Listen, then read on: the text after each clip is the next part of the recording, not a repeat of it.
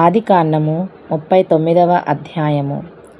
యోసేపును ఐగుప్తునకు తీసుకొని వచ్చినప్పుడు ఫరో యొక్క ఉద్యోగస్తుడును రాజసంరక్షక సేనాధిపతియునైన పోతీఫరను ఒక ఐగుప్తుడు అక్కడికి అతని తీసుకొని వచ్చిన ఇష్మాయేలీల యొద్ద అతని కొనెను. యెహోవా యోసేపునకు తోడై ఉండెను గనుక అతడు వర్ధిల్లుచు తన యజమానుడగు ఆ ఐగుప్తీయుని ఇంట నుండెను.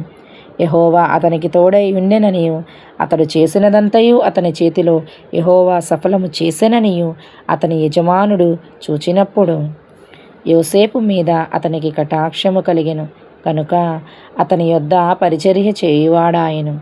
మరియు అతడు తన ఇంటి మీద విచారణకర్తగా అతని నియమించి తనకు కలిగినదంతయు అతని చేతికి అప్పగించెను. అతడు తన ఇంటి మీదను తనకు కలిగినదంతటి మీదను అతని విచారణ కర్తగా నియమించిన కాలము మొదలుకొని యెహోవా యోసేపు నిమిత్తము ఆ ఐగుప్తీయుని ఇంటిని ఆశీర్వదించెను. యెహోవా ఆశీర్వాదము ఇంటిలోనేమి పొలములోనేమి అతనికి కలిగిన సమస్తము మీదనూ ఉండెను.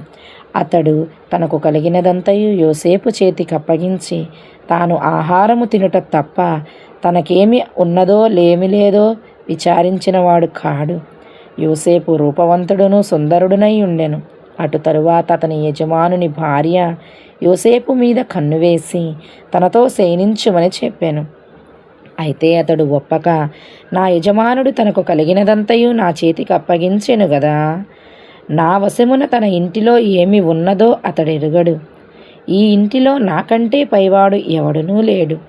నీవు అతని భార్యవైనందున నిన్ను తప్ప మరి దేనిని నాకు అప్పగింపకయుండలేదు. కాబట్టి నేనెట్లు ఇంత ఘోరమైన దుష్కార్యము చేసి దేవునికి విరోధముగా పాపము కట్టుకుందునని తన యజమానుని భార్యతో అనెను. దినదినము ఆమె యోసేపుతో మాట్లాడుచుండెను కానీ అతడు ఆమెతో శయనించుటకైనను ఆమెతో నుండుటకైనను ఆమె మాట విన్నవాడు కాడు. అట్లుండగా ఒకనాడు అతడు తన పని మీద ఇంటి లోపలికి వెళ్ళినప్పుడు ఇంటి మనుష్యులలో ఎవరునూ అక్కడ లేరు. అప్పుడు ఆమె అతని వస్త్రము పట్టుకొని తనతో శయనింపుమని చెప్పగా అతడు తన వస్త్రమును ఆమె చేతిలో విడిచిపెట్టి తప్పించుకొని బయటికి పారిపోయాను. అతడు తన వస్త్రమును ఆమె చేతిలో విడిచి తప్పించుకొని పోవుట ఆమె చూచినప్పుడు తన ఇంటి మనుష్యులను పిలిచి, చూడుడి, అతడు మనలను ఎగతాళి చేయుటకు ఒక హెబ్రీని మన యొద్దకు తెచ్చి ఉన్నాడు.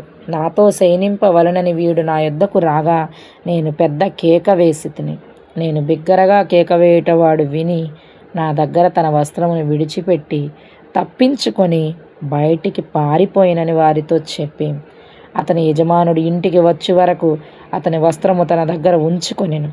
అప్పుడు ఆమె తన భర్తతో ఈ మాటలు చొప్పున చెప్పాను, నీవు మన యొద్దకు తెచ్చిన ఆ హెబ్రీ దాసుడు నన్ను ఎగతాళి చేయుటకు నా యొద్దకు వచ్చెను.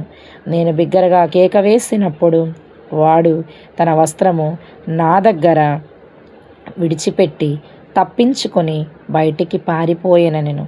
కాబట్టి అతని యజమానుడు, ఇట్లు నీ దాసుడు నన్ను చేసెనని తన భార్య తనతో చెప్పిన మాటలు విన్నప్పుడు కోపముతో మండిపడి అతనిని పట్టుకొని రాజులు ఖైదీలు బంధింపబడు చెరసాలలో వేయించెను. అతనిని పట్టుకొని రాజు ఖైదీలు బంధింపబడు చెరసాలలో వేయించెను. అతడక్కడ చెరసాలలో ఉండెను.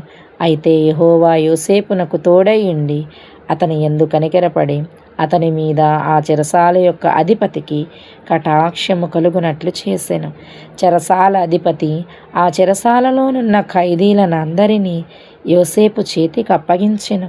వారక్కడ ఏమి చేసిరో అదంతయు అతడే చేయించువాడు. యెహోవా అతనికి తోడై ఉండెను గనుక ఆ చెరసాల అధిపతి అతని చేతికి అప్పగింపబడిన దేని గూర్చి విచారణ చేయకయుండెను. అతడు చేయునది యావత్తు యెహోవా సఫలమగునట్లు చేసెను. Amen. God bless you all.